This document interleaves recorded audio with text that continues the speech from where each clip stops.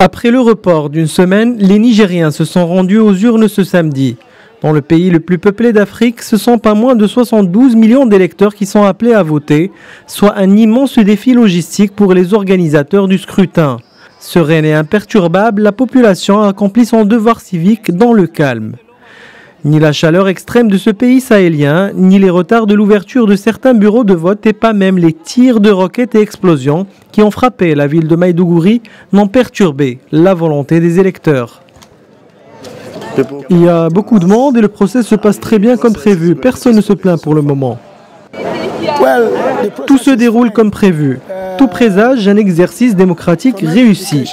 Même si c'est un peu trop tôt pour juger, mais la sécurité est partout et tout le monde se comporte responsablement. Aucune menace de paix, je pense que ça va le faire. Du côté des observateurs présents, cet exercice devra surmonter les obstacles que connaît le Nigeria en termes de sécurité et de liberté.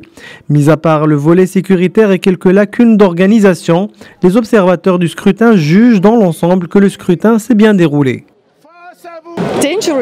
Faisons partie du continent africain, continent en plein de difficultés et instabilité, et qui ne respecte pas forcément la démocratie. C'est assez dangereux pour l'Europe. C'est pourquoi la question de sécurité est importante dans notre évaluation. L'immigration est la dernière des choses que l'on doit prendre en considération. D'abord et avant tout, la sécurité.